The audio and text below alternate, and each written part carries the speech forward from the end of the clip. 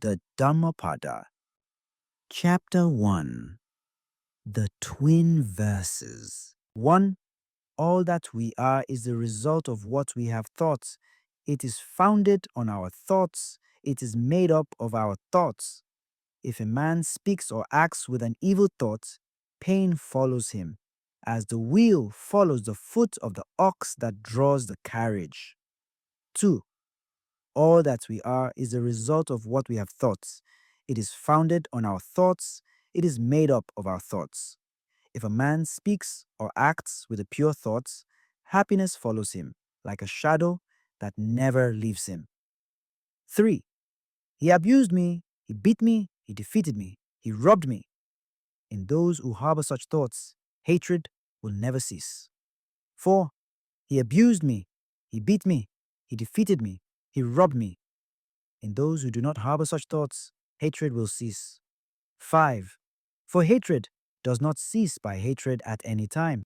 Hatred ceases by love. This is an old rule. 6. The world does not know that we must all come to an end here, but those who know it, their quarrels cease at once. 7. He who lives looking for pleasures only, his senses uncontrolled, immoderate in his food, idle and weak, Mara, the tempter, will certainly overthrow him, as the wind throws down a weak tree. 8. He who lives without looking for pleasures, his senses well controlled, moderate in his food, faithful and strong, him Mara will certainly not overthrow, any more than the wind throws down a rocky mountain. 9.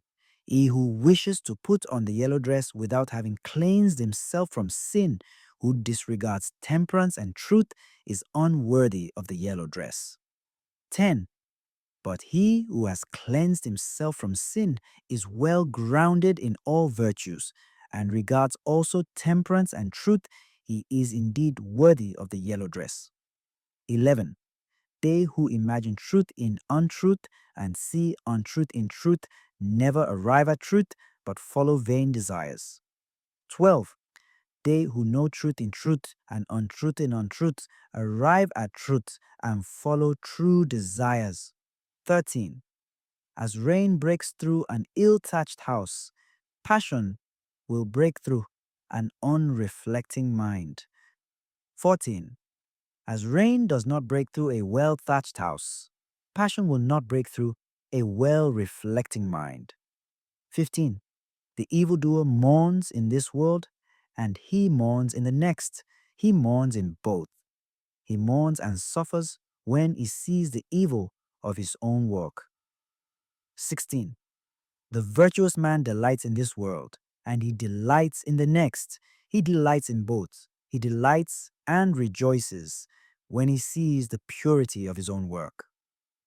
17. The evildoer suffers in this world, and he suffers in the next. He suffers in both. He suffers when he thinks of the evil he has done. He suffers more when going on the evil path. 18. The virtuous man is happy in this world, and he is happy in the next. He is happy in both. He is happy when he thinks of the good he has done.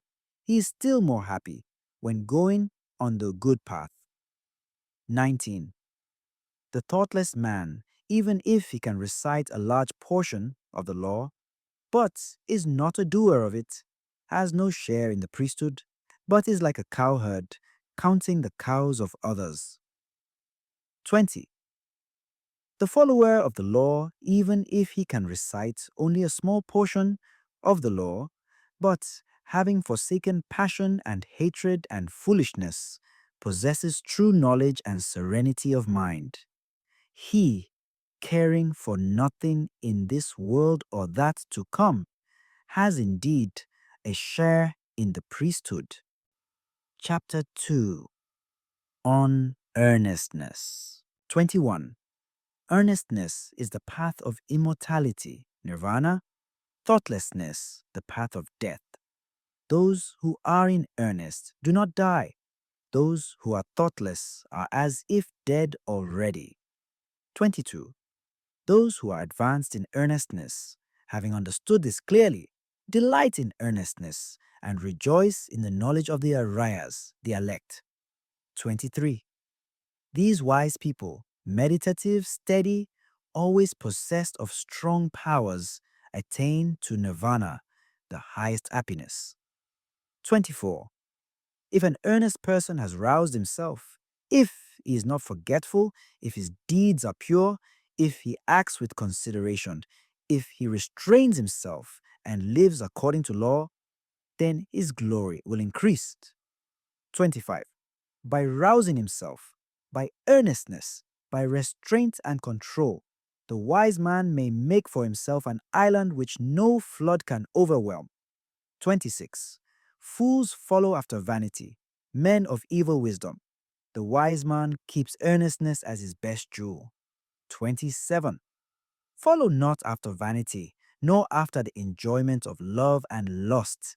He who is earnest and meditative obtains ample joy. 28.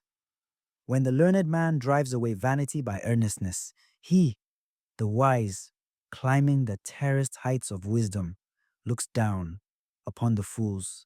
Serene he looks upon the toiling crowd, as one that stands on a mountain looks down upon them that stand upon the plain. 29.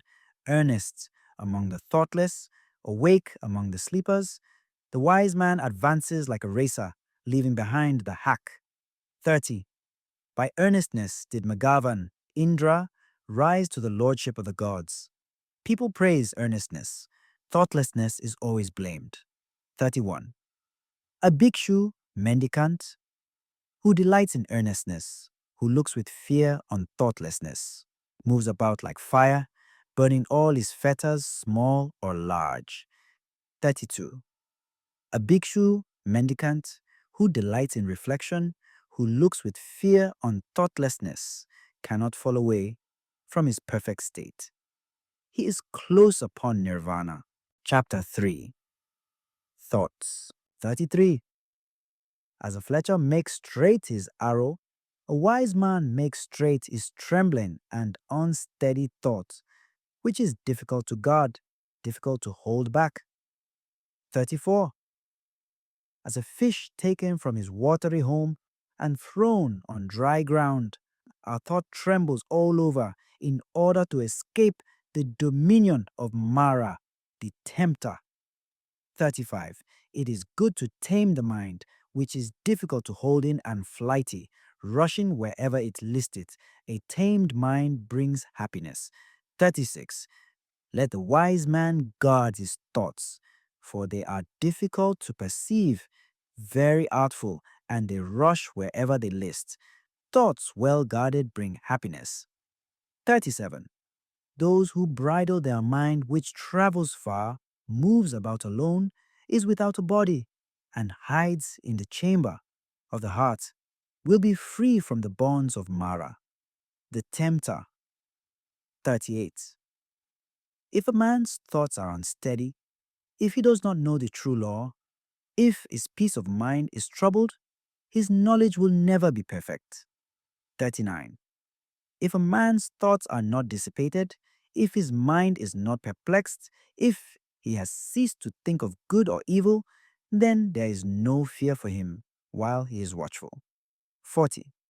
Knowing that this body is fragile like a jar, and making this thought firm like a fortress, one should attack Mara, the tempter, with the weapon of knowledge. One should watch him when conquered, and should never rest. 41. Before long, alas, this body will lie on the earth, despised, without understanding, like a useless log. 42. Whatever a hater may do to a hater, or an enemy to an enemy, a wrongly directed mind will do us greater mischief. 43.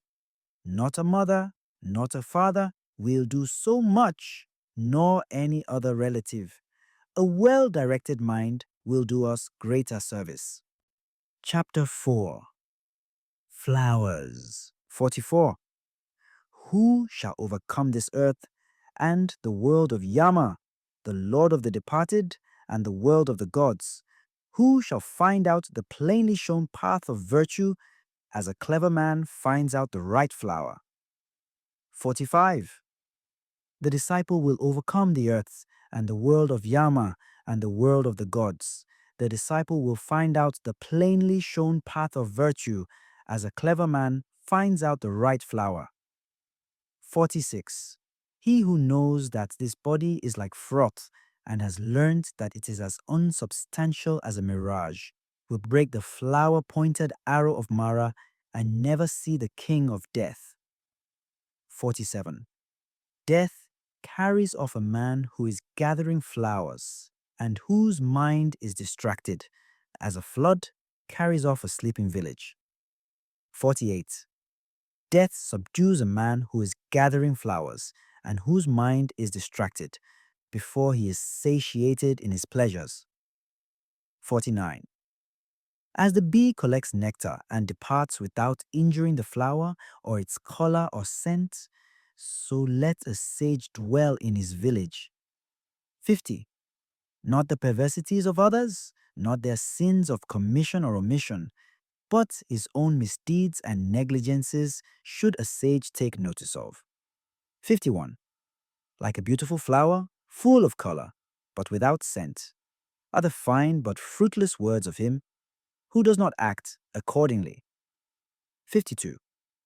But, like a beautiful flower, full of color and full of scent, are the fine and fruitful words of him who acts accordingly. 53. As many kinds of wreaths can be made from a heap of flowers, so many good things may be achieved by a mortal when once he is born. 54. The scent of flowers does not travel against the wind, nor that of sandalwood or of tagara and malika flowers. But the odor of good people travels even against the wind. A good man pervades every place. 55. Sandalwood or tagara, a lotus flower or a vasiki. Among these sorts of perfumes, the perfume of virtue is unsurpassed. 56. Mean is the scent that comes from tagara and sandalwood. The perfume of those who possess virtue rises up to the gods as the highest. 57.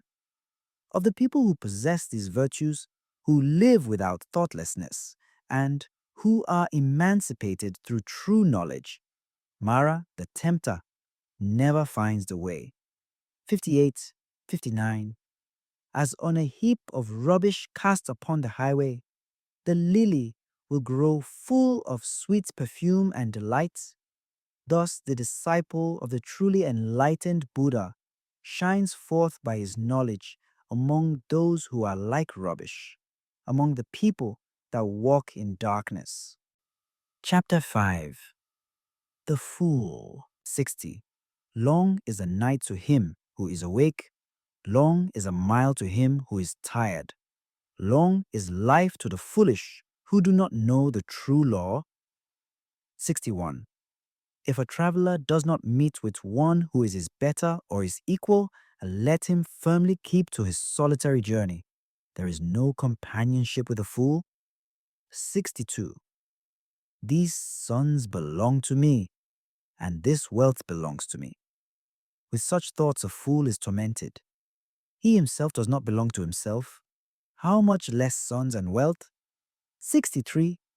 The fool who knows his foolishness is wise, at least so far. But a fool who thinks himself wise, he is called a fool indeed. 64. If a fool be associated with a wise man even all his life, he will perceive the truth as little as a spoon perceives the taste of soup. 65.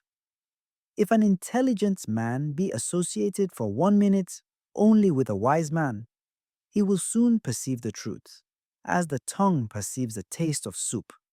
66. Fools of little understanding have themselves for their greatest enemies, for they do evil deeds which must bear bitter fruits. 67.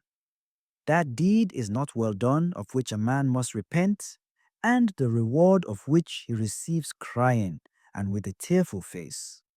68. No, that deed is well done of which a man does not repent, and the reward of which he receives gladly and cheerfully. 69. As long as the evil deed done does not bear fruit, the fool thinks it is like honey. But when it ripens, then the fool suffers grief.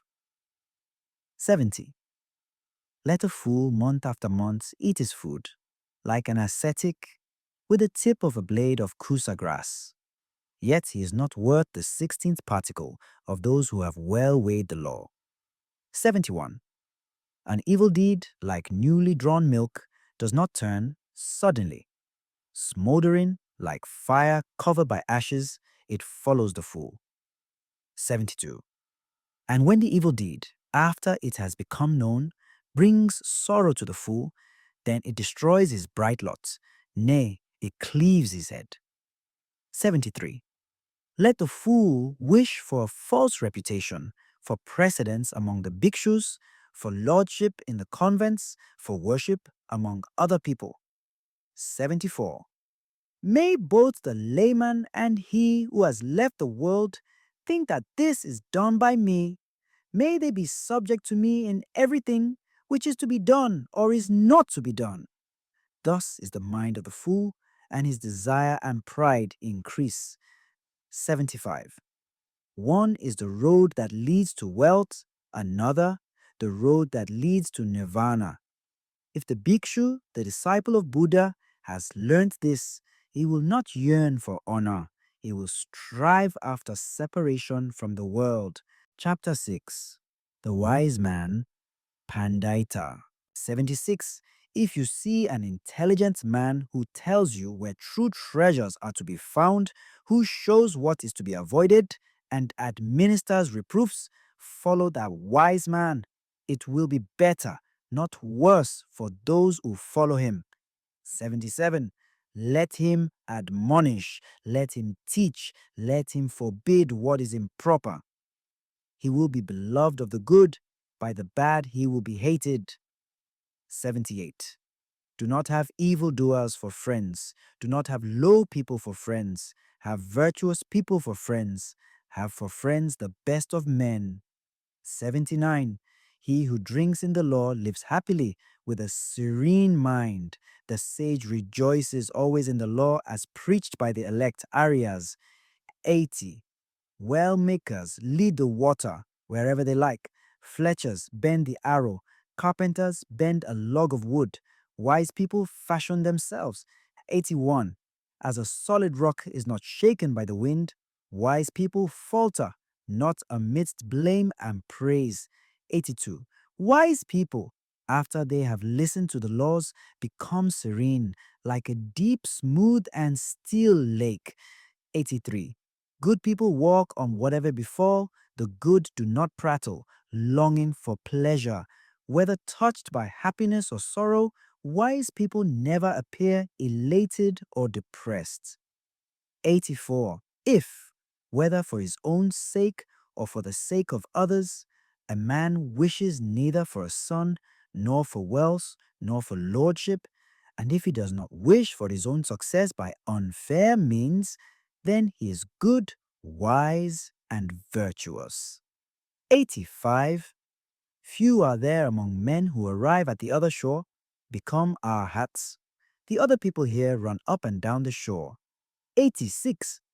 But those who, when the law has been well preached to them, follow the law, will pass across the dominion of death, however difficult to overcome. 87. 88. A wise man should leave the dark state of ordinary life and follow the bright state of the bhikshu. After going from his home to a homeless state, he should, in his retirement, look for enjoyment where there seemed to be no enjoyment. Leaving all pleasures behind and calling nothing his own, the wise man should purge himself from all the troubles of the mind. 89. Those whose mind is well grounded in the 7 elements of knowledge, who, without clinging to anything, rejoice in freedom from attachments, whose appetites have been conquered, and who are full of light, are free even in this world. Chapter 7. The Venerable, Arhat. 90. There is no suffering for him who has finished his journey and abandoned grief, who has freed himself on all sides and thrown off all fetters. 91. They depart with their thoughts well collected. They are not happy in their abode. Like swans who have left their lake, they leave their house and home. 92. Men who have no riches, who live on recognized food, who have perceived void and unconditioned freedom, nirvana. Their path is difficult to understand, like that of birds in the air. 93. He whose appetites are stilled, who is not absorbed in enjoyment, who has perceived void and unconditioned freedom, nirvana. His path is difficult to understand, like that of birds in the air. 94. The gods even envy him, whose senses, like horses well broken in by the driver, have been subdued, who is free from pride and free from appetites. 95. Such a one who does his duty is tolerant like the earth, like Indra's bolts. He is like a lake without mud. No new births are in store for him. 96. His thought is quiet. Quiet are his word and deed. When he has obtained freedom by true knowledge, when he has thus become a quiet man. 97. The man who is free from credulity, but knows the uncreated, who has cut all ties, removed all temptations, renounced all desires, he is the greatest of men. 98. In a hamlet or in a forest, in the deep water or on the dry land, wherever venerable persons, Arhanta, dwell, that place is delightful. 99. Forests are delightful. Where the world finds no delight, there the passionless will find delight, for they look not for pleasures. Chapter 8. The thousands. 100. Even though a speech be 1,000 of words, but made up of senseless words, one word of sense is better, which if a man hears, he becomes quiet. 101.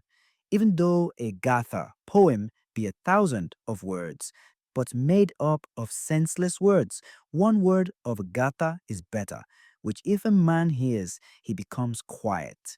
102. Though a man recite 100 gathas made up of senseless words, one word of the law is better, which if a man hears, he becomes quiet. 103.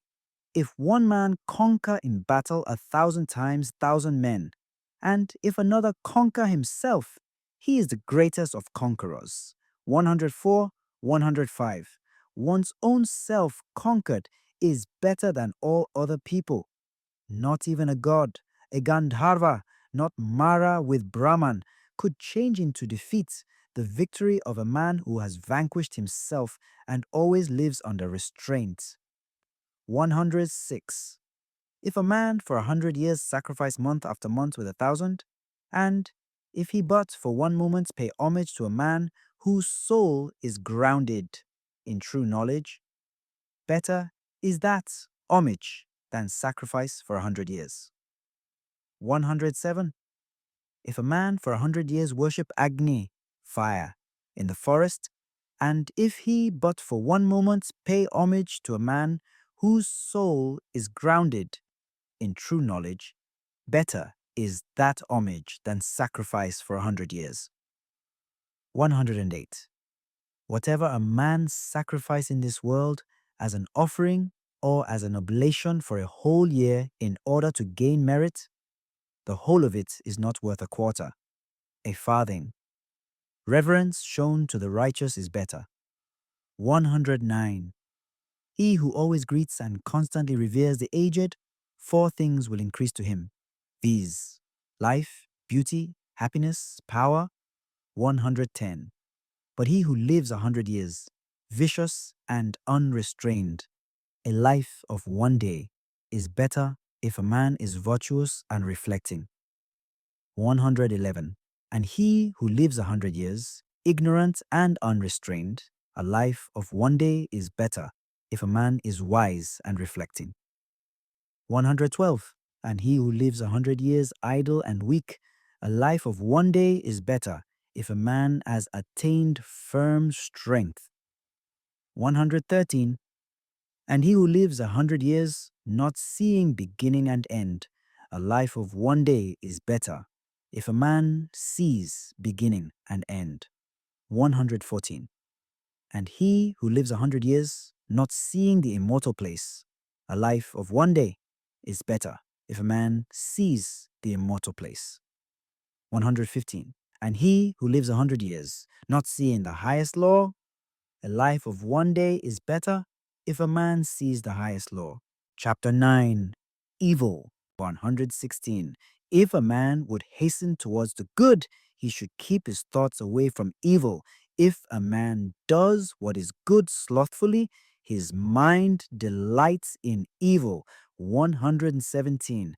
If a man commits a sin, let him not do it again. Let him not delight in sin. Pain is the outcome of evil. 118. If a man does what is good, let him do it again. Let him delight in it. Happiness is the outcome of good.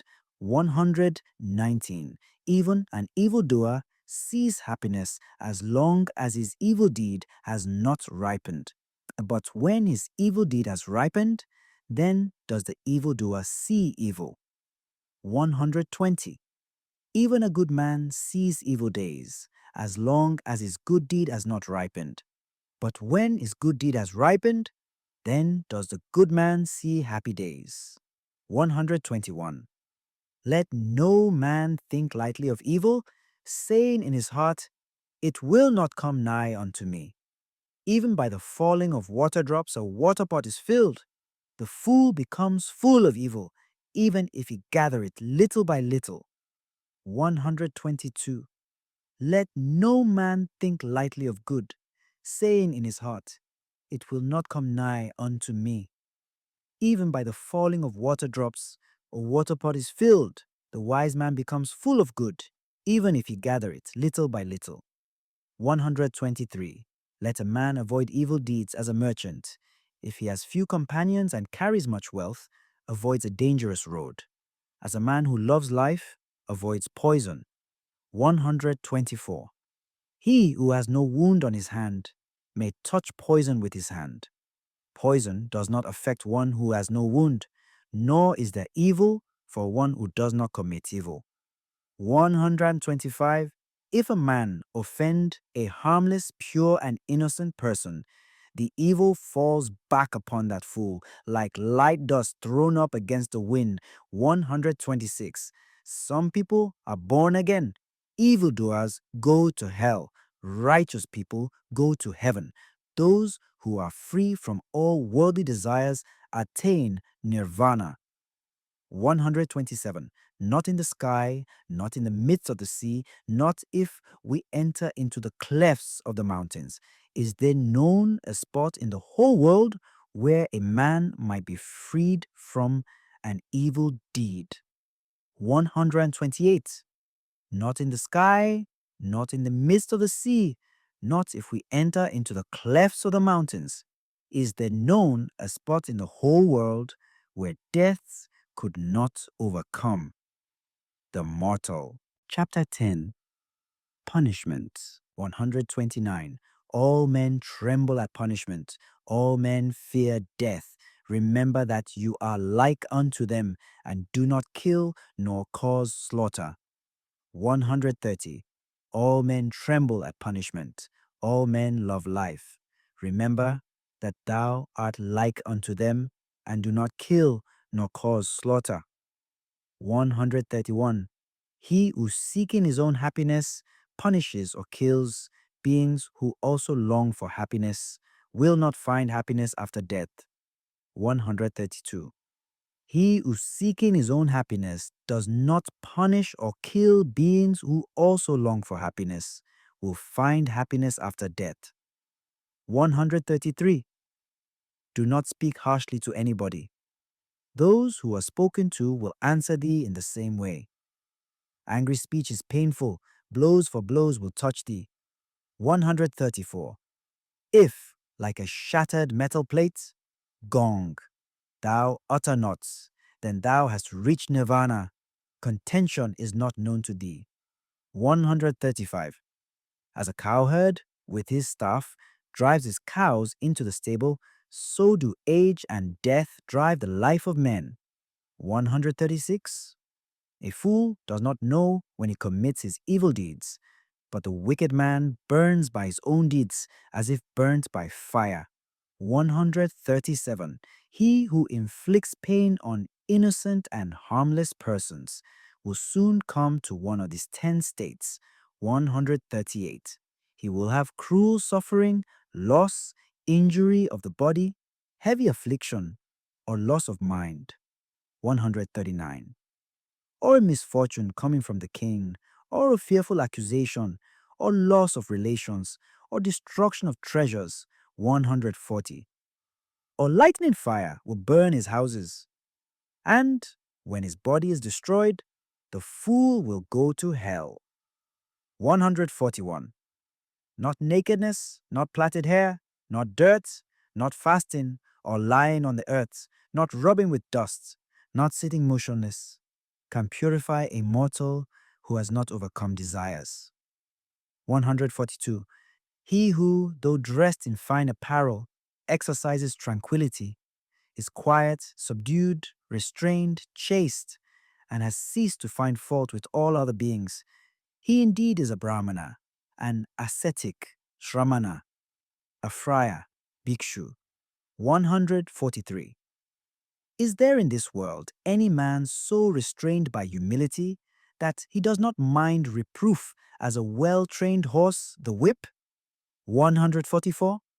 Like a well-trained horse, when touched by the whip, be ye active and lively, and by faith, by virtue, by energy, by meditation, by discernment of the law, you will overcome this great pain of reproof, perfect in knowledge and in behavior, and never forgetful.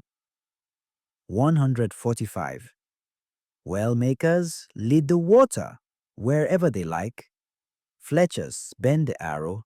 Carpenters bend a log of wood. Good people fashion themselves. Chapter 11.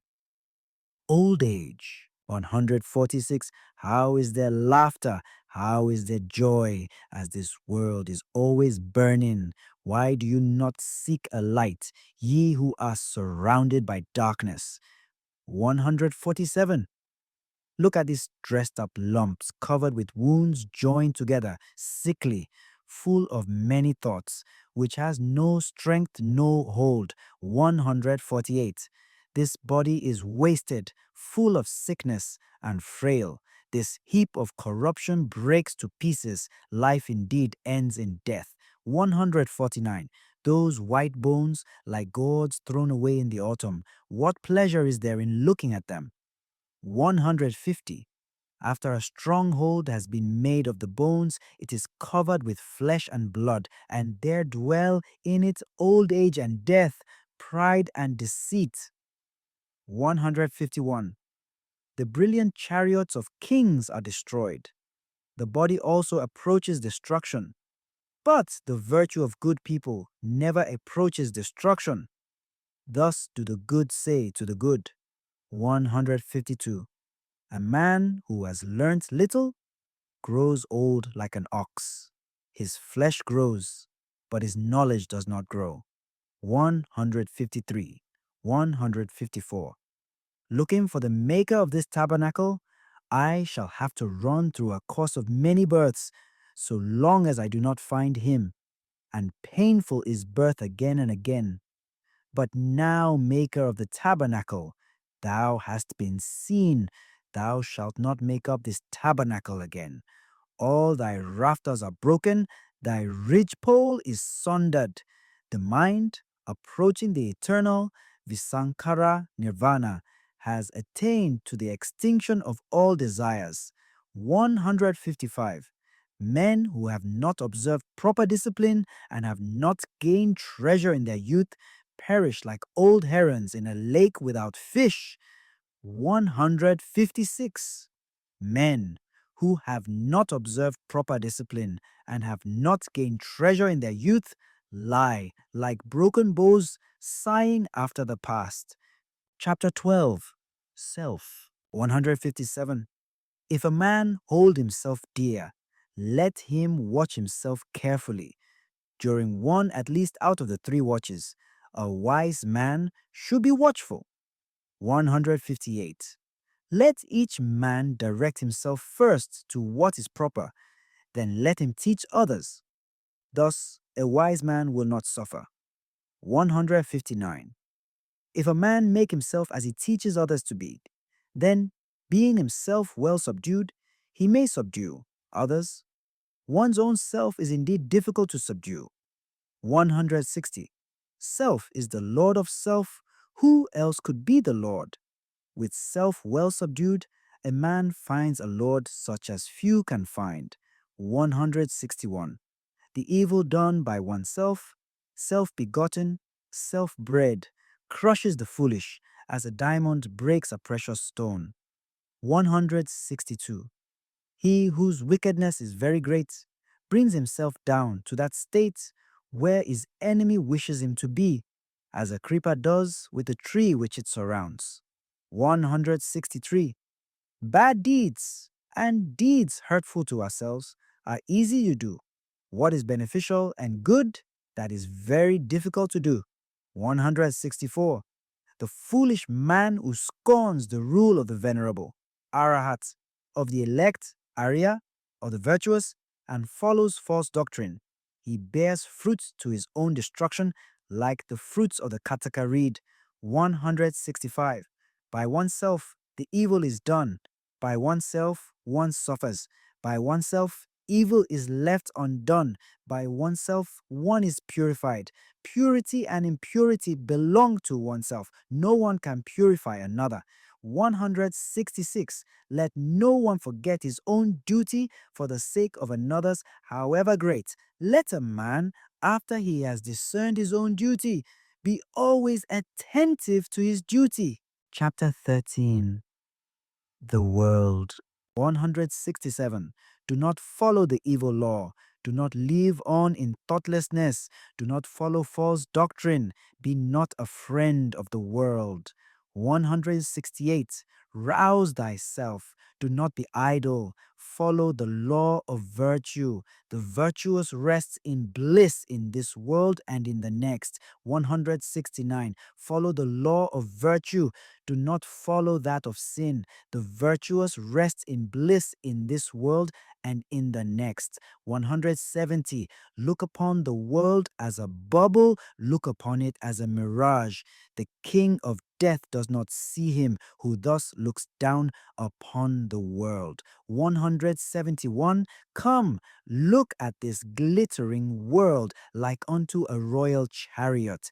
The foolish are immersed in it, but the wise do not touch it. 172.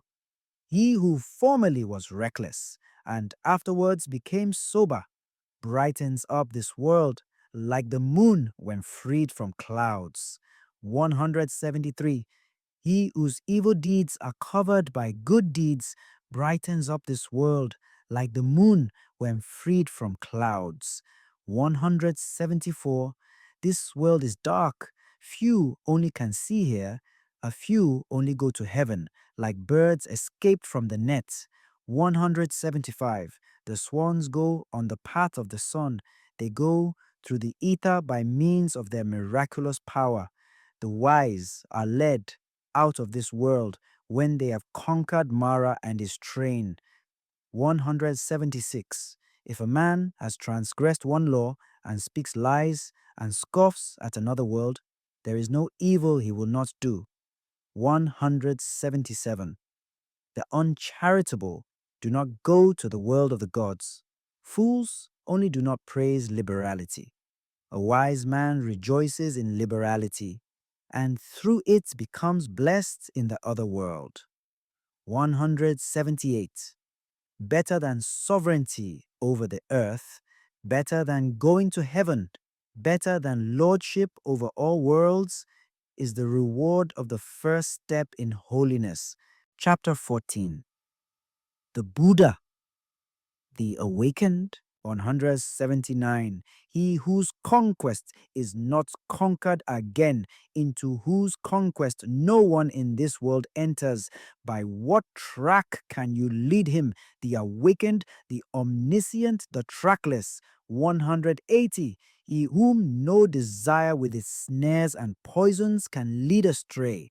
By what track can you lead him? The awakened, the omniscient, the trackless. 181.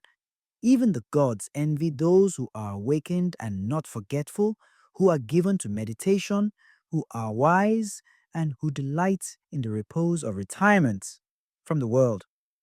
182. Difficult to obtain is the conception of men. Difficult is the life of mortals. Difficult is the hearing of the true law. Difficult is the birth of the awakened, the attainment of Buddhahood. 183. Not to commit any sin, to do good, and to purify one's mind. That is the teaching of all the awakened. 184. The awakened call patience the highest penance, long-suffering the highest nirvana. For he is not an anchorite, pravragita, who strikes others. He is not an ascetic, shramana, who insults others. 185. Not to blame, not to strike, to live restrained under the law, to be moderate in eating, to sleep and sit alone, and to dwell on the highest thoughts. This is the teaching of the awakened. 186. There is no satisfying lusts, even by a shower of gold pieces. He who knows that lusts have a short taste and cause pain, he is wise. 187. Even in heavenly pleasures he finds no satisfaction. The disciple who is fully awakened delights only in the destruction of all desires. 188. Men, driven by fear, go to many a refuge, to mountains and forests, to groves and sacred trees. 189. But that is not a safe refuge. That is not the best refuge. A man is not delivered from all pains after having gone to that refuge. 190. He who takes refuge with Buddha, the law, and the church, he who, with clear understanding, sees the four holy truths. 191. Viz. Pain, the origin of pain, the destruction of pain, and the eightfold holy way that leads to the quieting of pain. 192. That is the safe refuge, that is the best refuge. Having gone to that refuge, a man is delivered from all pain. 193. A supernatural person, a Buddha, is not easily found. He is not born everywhere. Wherever such a sage is born, that race prospers. 194. Happy is the arising of the awakened. Happy is the teaching of the true law. Happy is peace in the church. Happy is the devotion of those who are at peace. 195, 196. He who pays homage to those who deserve homage, whether the awakened Buddha or their disciples, those who have overcome the hosts of evils and crossed the flood of sorrow. He who pays homage to such as have found deliverance and know no fear, his merit can never be measured by anybody. Chapter 15. Happiness. 197. Let us live happily then, not hating those who hate us. Among men who hate us, let us dwell free from hatred. 198. Let us live happily then, free from ailments among the ailing. Among men who are ailing, let us dwell free from ailments. 199. Let us live happily then, free from greed among the greedy. Among men who are greedy, let us dwell free from greed. 200. Let us live happily then, though we call nothing our own. We shall be like the bright gods, feeding on happiness. 201. Victory breeds hatred, for the conquered is unhappy. He who has given up both victory and defeat, he, the contented, is happy. 202. There is no fire like passion. There is no losing throw like hatred. There is no pain like this body. There is no happiness higher than rest. 203. Hunger is the worst of diseases, the body the greatest of pains.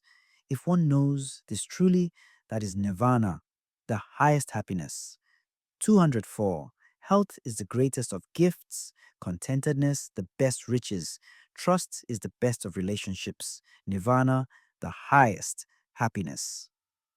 205. He who has tasted the sweetness of solitude and tranquility is free from fear and free from sin, while he tastes the sweetness of drinking in the law. 206. The sight of the elect, Arya, is good. To live with them is always happiness. If a man does not see fools, he will be truly happy. 207. He who walks in the company of fools suffers a long way. Company with fools, as with an enemy, is always painful. Company with the wise is pleasure, like meeting with kinsfolk. 208.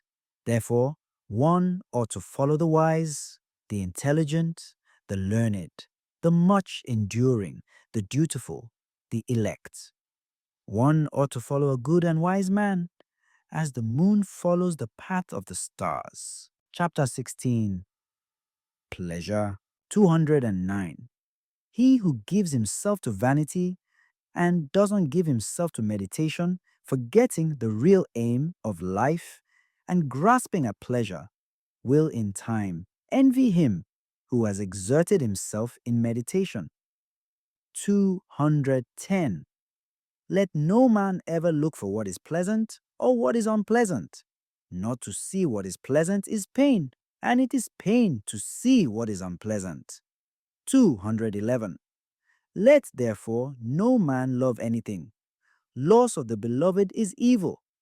Those who love nothing and hate nothing have no fetters. 212. From pleasure comes grief. From pleasure comes fear.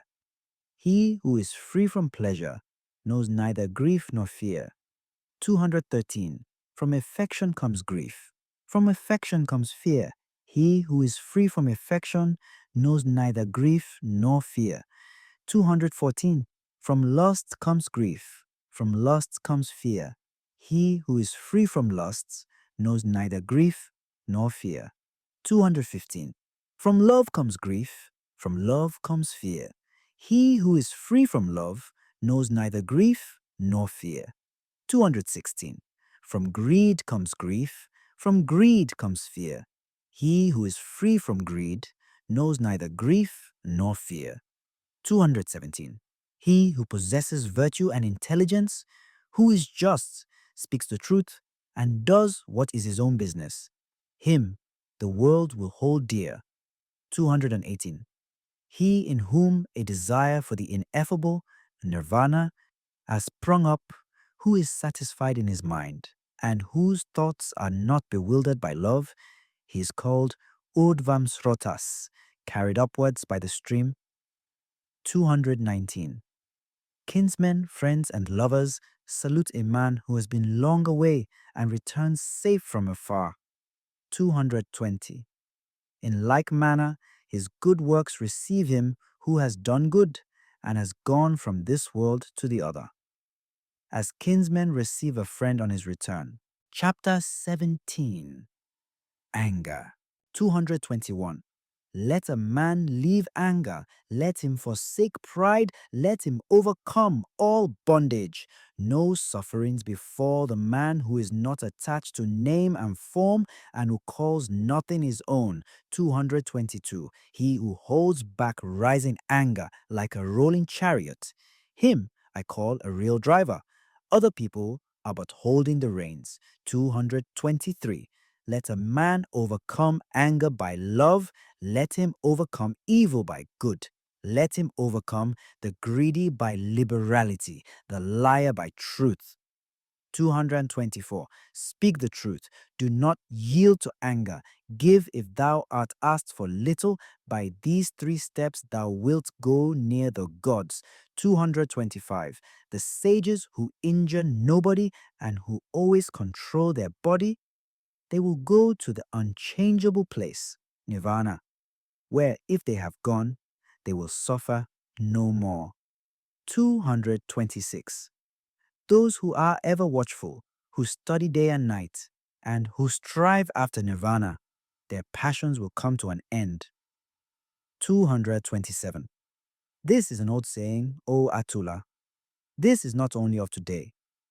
They blame him who sits silent. They blame him who speaks much. They also blame him who says little. There is no one on earth who is not blamed. 228. There never was, there never will be, nor is there now a man who is always blamed or a man who is always praised. 229, 230.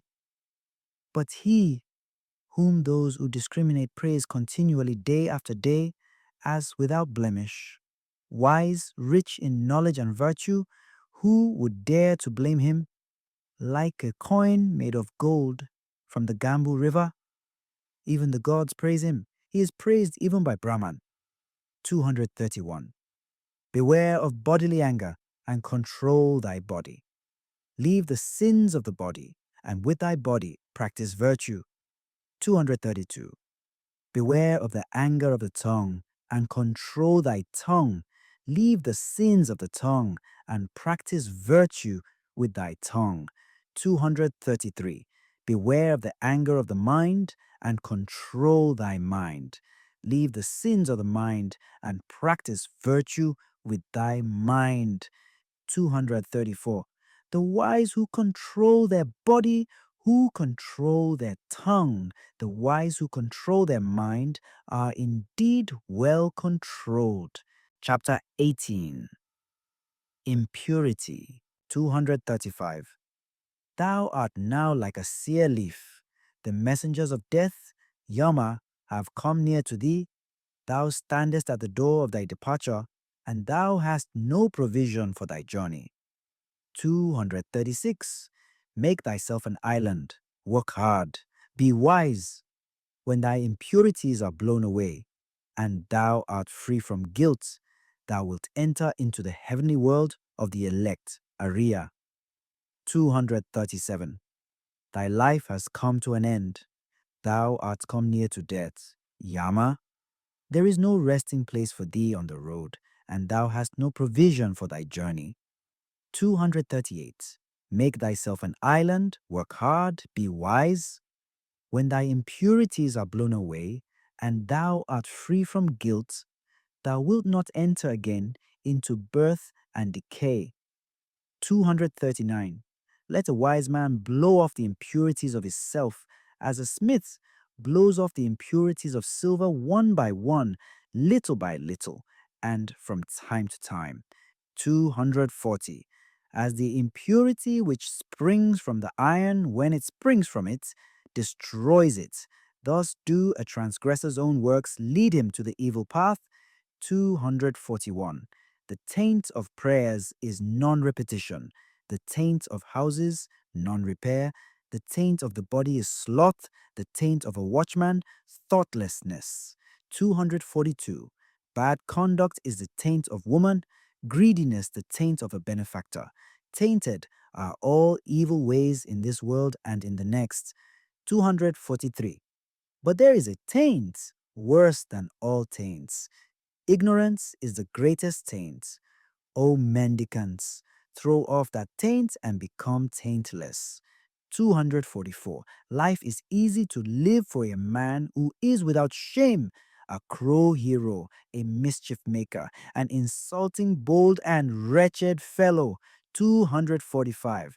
But life is hard to live for a modest man who always looks for what is pure, who is disinterested, quiet, spotless, and intelligent. 246. He who destroys life, who speaks untruth, who in this world takes what is not given him, who goes to another man's wife. 247. And the man who gives himself to drinking intoxicating liquors, he, even in this world, digs up his own root. 248. O man, know this, that the unrestrained are in a bad state. Take care that greediness and vice do not bring thee to grief for a long time. 249. The world gives according to their face or according to their pleasure. If a man frets about the food and the drink given to others, he will find no rest either by day or by night. 250. He in whom that feeling is destroyed and taken out with the very root finds rest by day and by night. 251. There is no fire like passion, there is no shark like hatred, there is no snare like folly, there is no torrent like greed. 252. The fault of others is easily perceived, but that of oneself is difficult to perceive. A man winnows his neighbor's faults like chaff, but his own fault he hides, as a cheat hides the bad die from the gambler. 253. If a man looks after the faults of others and is always inclined to be offended, his own passions will grow, and he is far from the destruction of passions. 254. There is no path through the air. A man is not a samana by outward acts. The world delights in vanity. The Tathagatas, the Buddhas, are free from vanity. 255. There is no path through the air. A man is not a samana by outward acts. No creatures are eternal, but the awakened Buddha are never shaken. Chapter 19. The Just. 256, 257. A man is not just if he carries a matter by violence. No, he who distinguishes both right and wrong, who is learned and leads others, not by violence, but by law and equity, and who is guarded by the law and intelligent, he is called just. 258. A man is not learned because he talks much. He who is patient, free from hatred and fear, he is called learned. 259. A man is not a supporter of the law because he talks much. Even if a man has learnt little but sees the law bodily, he is a supporter of the law, a man who never neglects the law. 260. A man is not an elder because his head is grey. His age may be ripe, but he is called old in vain. 261. He in whom there is truth, virtue, love, restraint, moderation, he who is free from impurity and is wise, he is called an elder. 262. An envious, greedy, dishonest man does not become respectable by means of much talking only, or by the beauty of his complexion. 263. He in whom all this is destroyed and taken out with the very root, he, when freed from hatred and wise, is called respectable. 264. Not by tonsure does an undisciplined man who speaks falsehood become a samana. Can a man be a samana who is still held captive by desire and greediness? 265.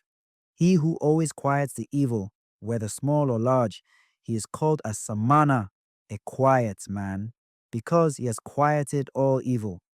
266. A man is not a mendicant, bhikshu, simply because he asks others for alms. He who adopts the whole law is a bhikshu, not he who only begs. 267. He who is above good and evil, who is chaste, who with knowledge passes through the world, he indeed is called a bhikshu. 268. 269. A man is not a muni because he observes silence, mona, i.e., mauna, if he is foolish and ignorant, but the wise who, taking the balance, chooses the good and avoids evil. He is a Muni, and is a Muni thereby. He who in this world weighs both sides is called a Muni. 270. A man is not an elect, Arya, because he injures living creatures, because he has pity on all living creatures. Therefore is a man called Arya. 271, 272. Not only by discipline and vows, not only by much learning, not by entering into a trance, not by sleeping alone, do I earn the happiness of release which no worldling can know. Bhikshu, be not confident as long as thou hast not attained the extinction of desires. Chapter 20.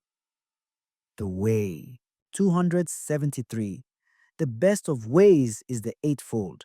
The best of truths, the four words. The best of virtues, passionlessness.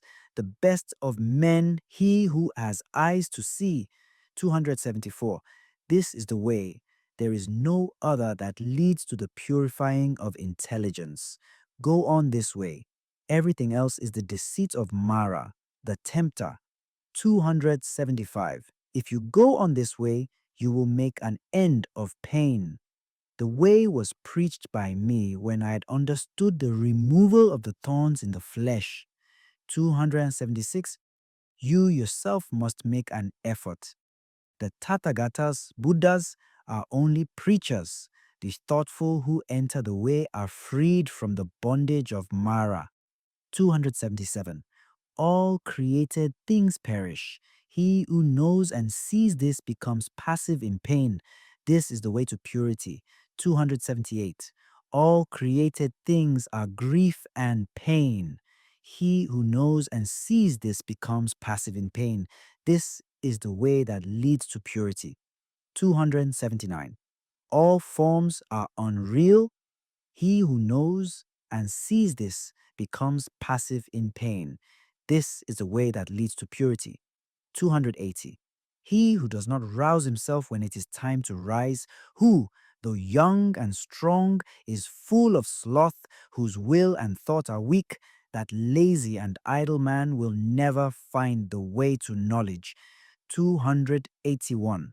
Watching his speech, well restrained in mind, let a man never commit any wrong with his body.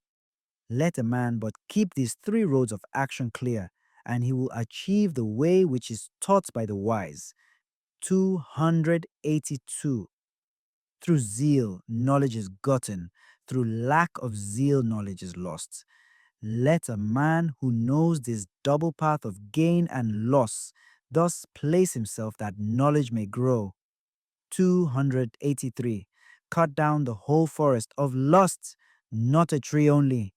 Danger comes out of the forest of lust. When you have cut down both the forest of lust and its undergrowth, then, bhikshus, you will be rid of the forest and free. 284. So long as the love of man towards women, even the smallest, is not destroyed, so long is his mind in bondage, as the calf that drinks milk is to its mother. 285. Cut out the love of self like an autumn lotus with thy hand. Cherish the road of peace. Nirvana has been shown by Sugata Buddha. 286.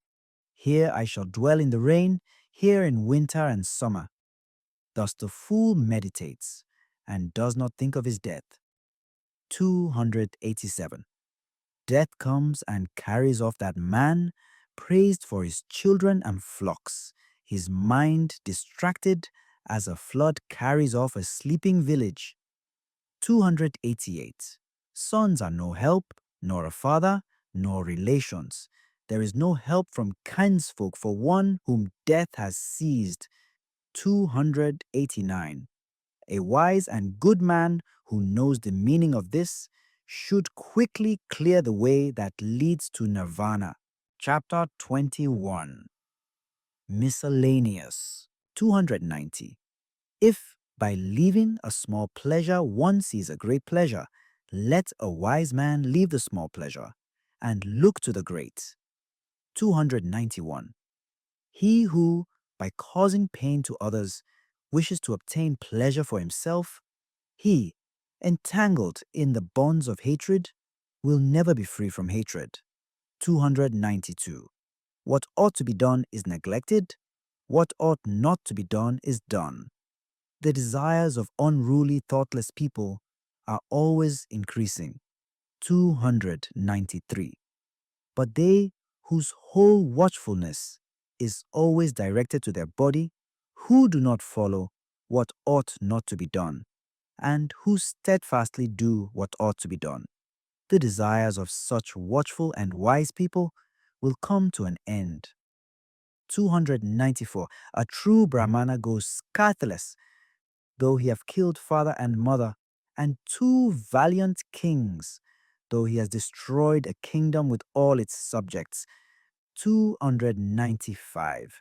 A true Brahmana goes scatheless, though he have killed father and mother, and two holy kings, and an eminent man besides. 296.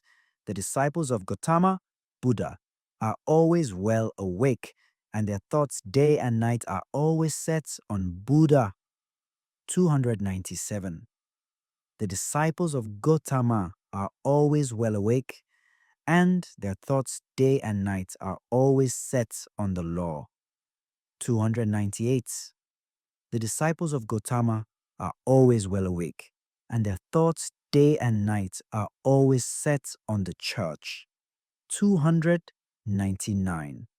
The disciples of Gautama are always well awake, and their thoughts day and night are always set on their body. 300. The disciples of Gautama are always well awake, and their mind day and night always delights in compassion. 301.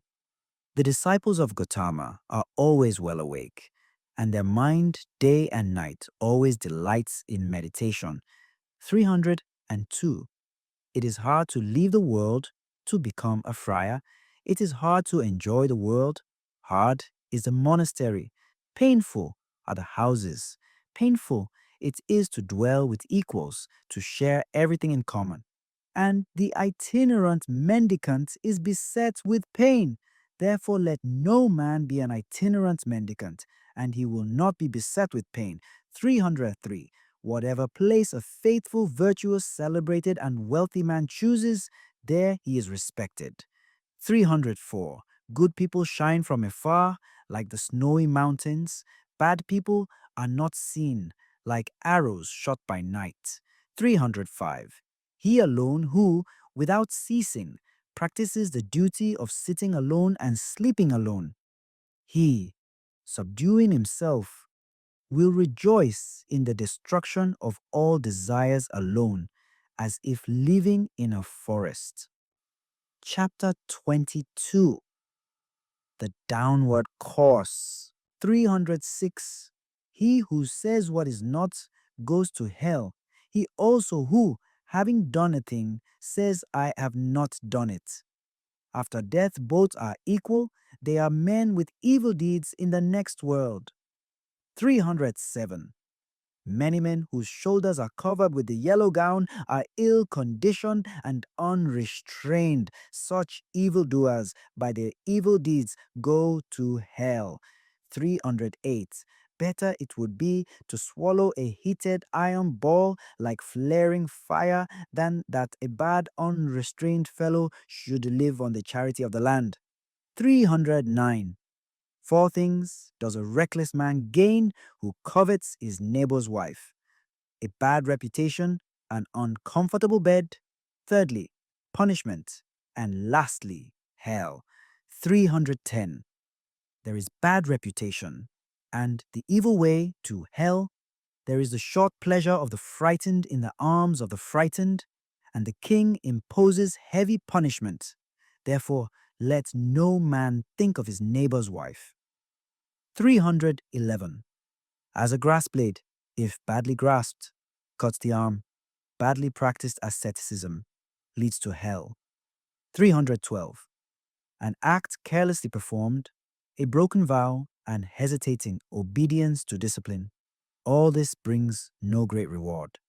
313. If anything is to be done, let a man do it. Let him attack it vigorously. A careless pilgrim only scatters the dust of his passions more widely. 314. An evil deed is better left undone, for the man repents of it afterwards. A good deed is better done, for having done it, one does not repent. 315. Like a well-guarded frontier fort, with defenses within and without, so let a man guard himself. Not a moment should escape, for they who allow the right moment to pass suffer pain when they are in hell. 316. They who are ashamed of what they ought not to be ashamed of, and are not ashamed of what they ought to be ashamed of, such men, embracing false doctrines, enter the evil path. 317. They who fear when they ought not to fear, and fear not when they ought to fear, such men, embracing false doctrines, enter the evil path. 318. They who forbid when there is nothing to be forbidden, and forbid not when there is something to be forbidden, such men, embracing false doctrines, enter the evil path. 319. They who know what is forbidden as forbidden, and what is not forbidden as not forbidden, such men, embracing the true doctrine, enter the good path. Chapter 23. The Elephant. 320. Silently shall I endure abuse, as the elephant in battle endures the arrow sent from the bow, for the world is ill-natured. 321. They lead a tamed elephant to battle. The king mounts a tamed elephant. The tamed is the best among men, he who silently endures abuse. 322. Mules are good if tamed, and noble Sindhu horses, and elephants with large tusks. But he who tames himself is better still. 323.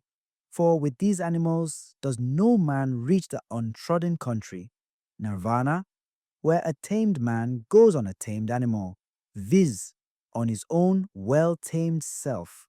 324. The elephant called Dhammapada, his temples running with sap and difficult to hold, does not eat a morsel when bound. The elephant longs for the elephant grove. 325. If a man becomes fat and a great eater, if he is sleepy and rolls himself about, that fool, like a hog fed on wash, is born again and again. 326.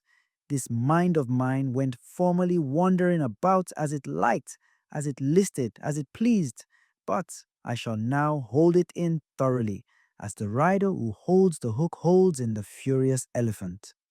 327. Be not thoughtless. Watch your thoughts.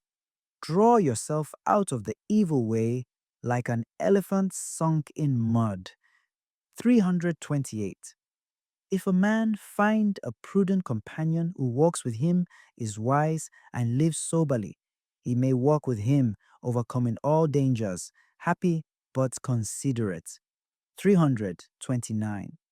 If a man find no prudent companion who walks with him, is wise, and lives soberly, let him walk alone like a king who has left his conquered country behind, like an elephant in the forest. 330.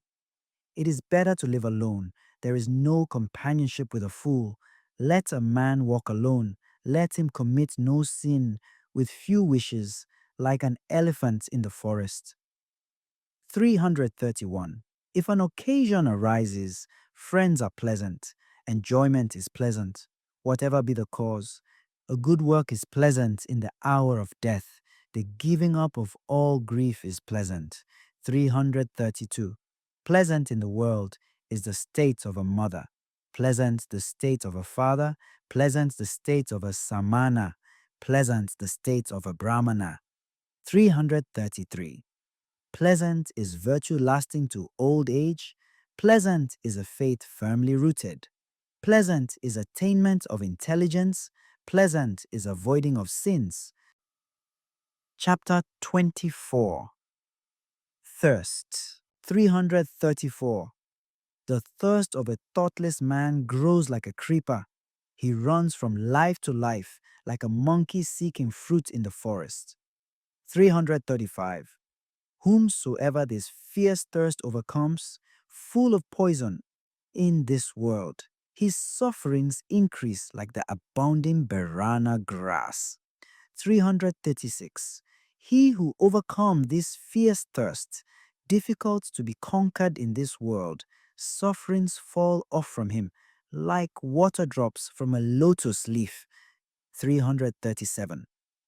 This salutary word I tell you, do ye, as many as are here assembled, dig up the root of thirst, as he who wants the sweet-scented Osira root must dig up the Birana grass, that Mara, the tempter, may not crush you again and again, as the stream crushes the reeds.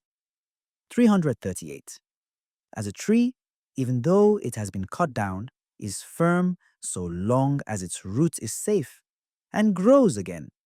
Thus, unless the feeders of thirst are destroyed, the pain of life will return, again and again. 339. He whose thirst running towards pleasure is exceeding strong in the 36 channels, the waves will carry away that misguided man. These, his desires which are set on passion. 340. The channels run everywhere. The creeper of passion stands sprouting. If you see the creeper springing up, cut its roots by means of knowledge. 341. A creature's pleasures are extravagant and luxurious. Sunk in lust and looking for pleasure, men undergo again and again birth and decay. 342. Men, driven on by thirst, run about like a snared hare. Held in fetters and bonds, they undergo pain for a long time, again and again. 343. Men, driven on by thirst, run about like a snared hare. Let therefore the mendicant drive out thirst by striving after passionlessness for himself. 344. He who, having got rid of the forest of lust, i.e., after having reached nirvana, gives himself over to forest life, i.e., to lust, and who, when removed from the forest, i.e., from lust, runs to the forest, i.e., to lust. Look at that man. Though free, he runs into bondage. 345. Wise people do not call that a strong fetter, which is made of iron, wood, or hemp. Far stronger is the care for precious stones and rings, for sons and a wife. 346. That fetter wise people call strong, which drags down, yields, but is difficult to undo. After having cut this at last, people leave the world, free from cares, and leaving desires and pleasures behind. 347. Those who are slaves to passions run down with the stream of desires, as a spider runs down the web which he has made himself. When they have cut this at last, wise people leave the world free from cares, leaving all affection behind. 348. Give up what is before, give up what is behind, give up what is in the middle. When thou goest to the other shore of existence, if thy mind is altogether free, thou wilt not again enter into birth and decay. 349. If a man is tossed about by doubts, full of strong passions, and yearning only for what is delightful, his thirst will grow more and more, and he will indeed make his fetters strong. 350. If a man delights in quieting doubts, and, always reflecting, dwells on what is not delightful, the impurity of the body, etc., he certainly will remove, nay, he will cut the fetter of Mara. 351. He who has reached the consummation, who does not tremble, who is without thirst and without sin, he has broken all the thorns of life. this will be his last body. 352. He who is without thirst and without affection, who understands the words and their interpretation, who knows the order of letters, those which are before and which are after. He has received his last body. He is called the great sage, the great man. 353. I have conquered all, I know all. In all conditions of life, I am free from taint. I have left all, and through the destruction of thirst I am free. Having learnt myself, whom shall I teach? 354. The gift of the law exceeds all gifts. The sweetness of the law exceeds all sweetness. The delight in the law exceeds all delights. The extinction of thirst overcomes all pain. 355. Pleasures destroy the foolish if they look not for the other shore. The foolish by his thirst for pleasures destroys himself as if he were his own enemy. 356. The fields are damaged by weeds, mankind is damaged by passion. Therefore, a gift bestowed on the passionless brings great reward. 357. The fields are damaged by weeds, mankind is damaged by hatred. Therefore, a gift bestowed on those who do not hate brings great reward. 358. The fields are damaged by weeds, mankind is damaged by vanity. Therefore, a gift bestowed on those who are free from vanity brings great reward. 359. The fields are damaged by weeds, mankind is damaged by lust. Therefore, a gift bestowed on those who are free from lust brings great reward. Chapter 25. The Bhikshu Mendicant. 360.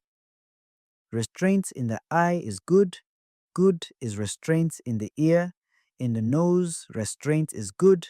Good is restraint in the tongue. 361. In the body, restraint is good.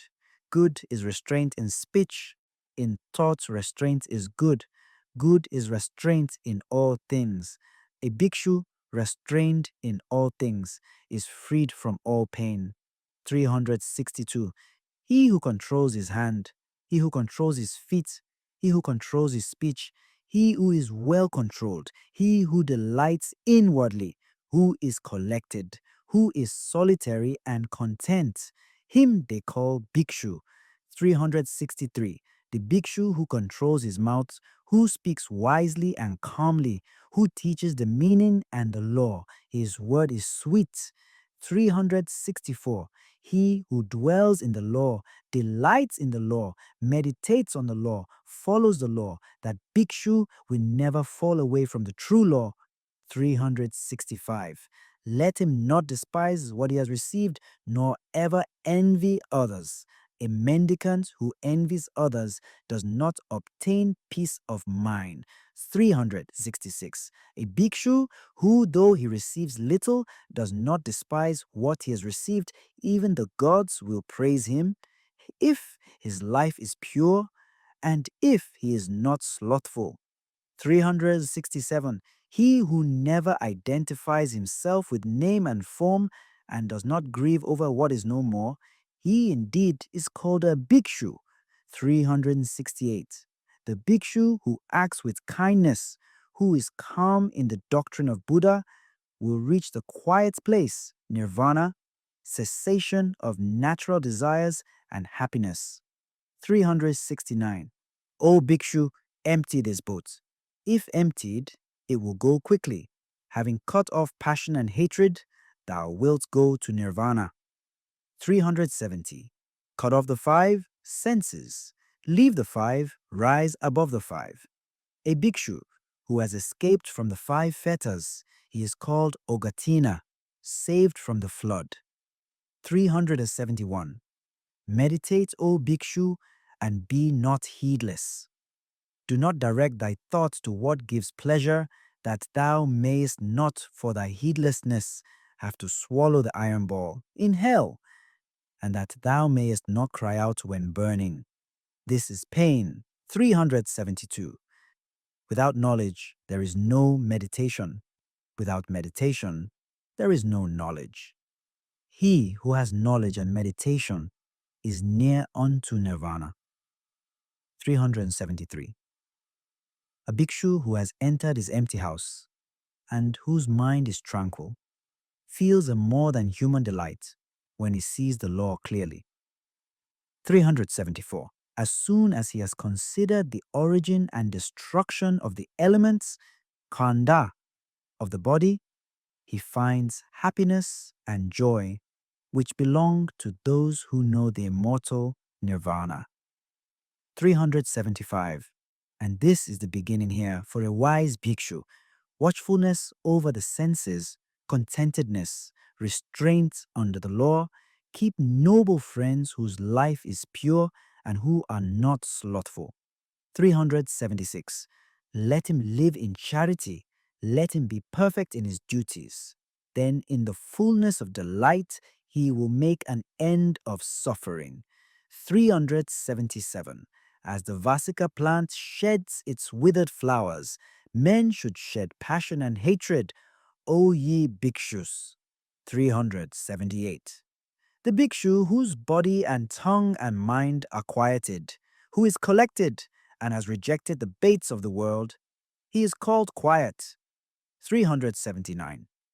Rouse thyself by thyself, examine thyself by thyself. Thus, self-protected and attentive, wilt thou live happily, O bhikshu. 380. For self is the lord of self. Self is the refuge of self. Therefore curb thyself as the merchant curbs a good horse. 381. The bhikshu, full of delights, who is calm in the doctrine of Buddha, will reach the quiet place, nirvana, cessation of natural desires, and happiness. 382. He who, even as a young bhikshu, applies himself to the doctrine of Buddha, brightens up this world like the moon when free from clouds. Chapter 26. The Brahmana. Arhat. 383. Stop the stream valiantly. Drive away the desires, O Brahmana. When you have understood the destruction of all that was made, you will understand that which was not made. 384. If the Brahmana has reached the other shore in both laws, in restraint and contemplation, all bonds vanish from him who has obtained knowledge. 385. He for whom there is neither this nor that shore, nor boats, him, the fearless and unshackled, I call indeed a Brahmana.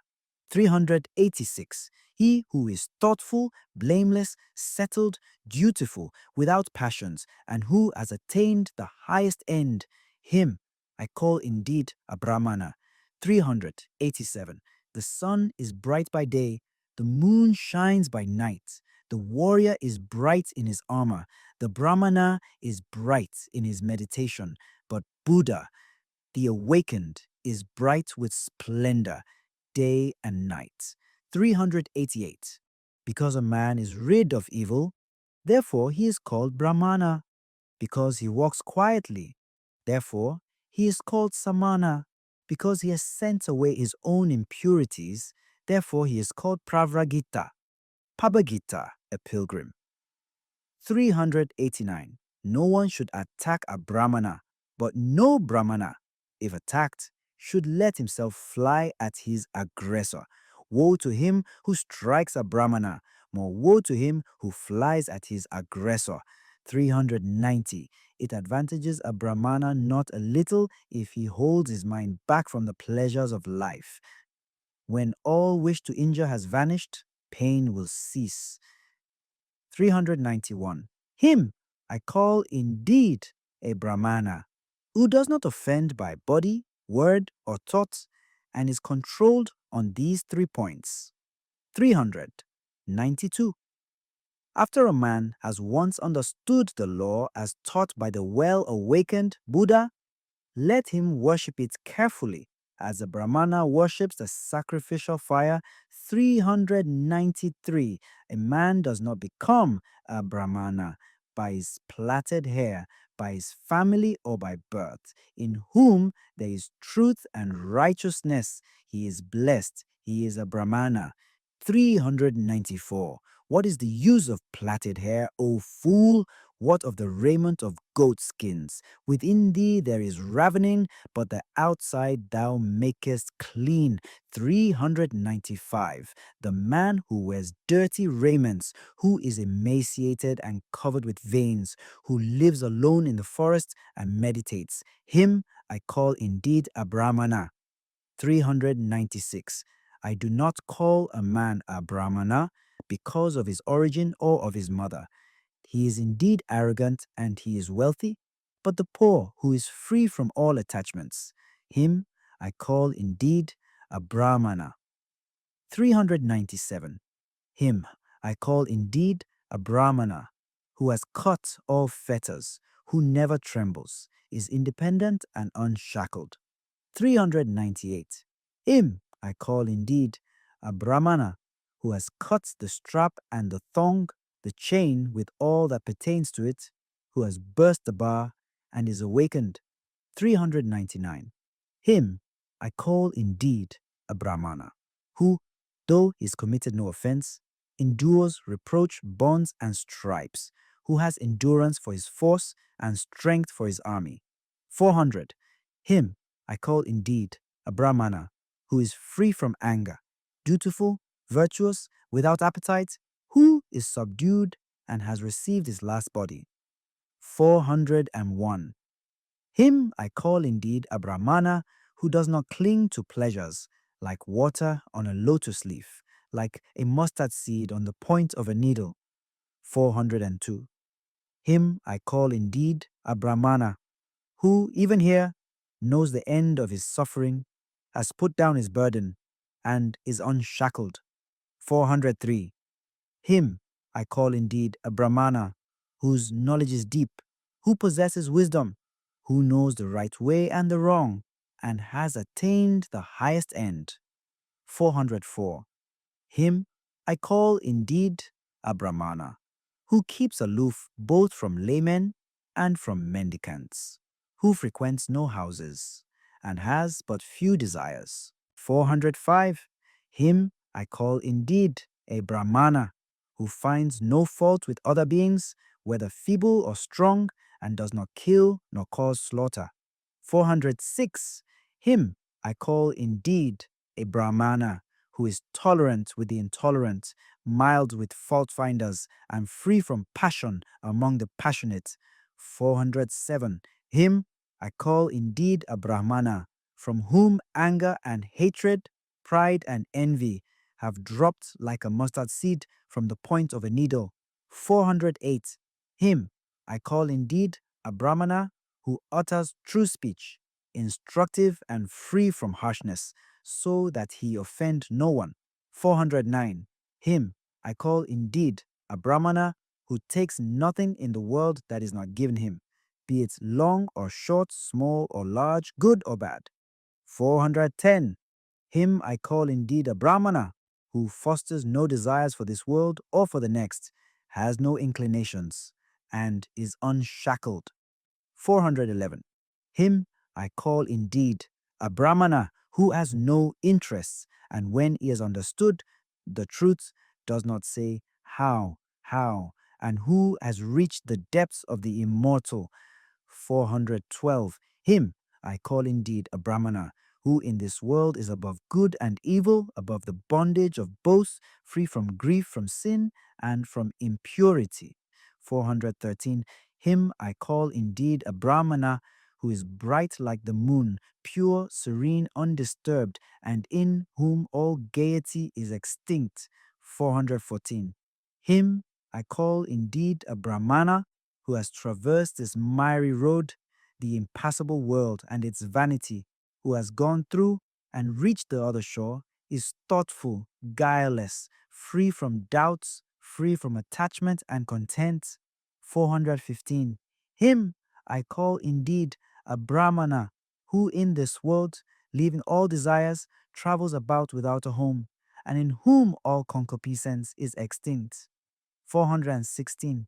Him I call indeed a Brahmana, who, leaving all longings, travels about without a home, and in whom all covetousness is extinct. 417. Him I call indeed a Brahmana, who, after leaving all bondage to men, has risen above all bondage to the gods, and is free from all and every bondage. 418. Him I call indeed a Brahmana, who has left what gives pleasure and what gives pain, who is cold and free from all germs of renewed life, the hero who has conquered all the worlds. 419. Him I call indeed a Brahmana, who knows the destruction and the return of beings everywhere, who is free from bondage, welfaring, Sugata, and awakened Buddha. 420. Him I call indeed a Brahmana, whose path the gods do not know, nor spirits, Gandharvas, nor men whose passions are extinct, and who is an Arhat, venerable. 421. Him I call indeed a Brahmana, who calls nothing his own, whether it be before, behind, or between, who is poor and free from the love of the world. 422. Him I call indeed a Brahmana, the manly, the noble, the hero, the great sage, the conqueror, the impassible, the accomplished, the awakened. 423.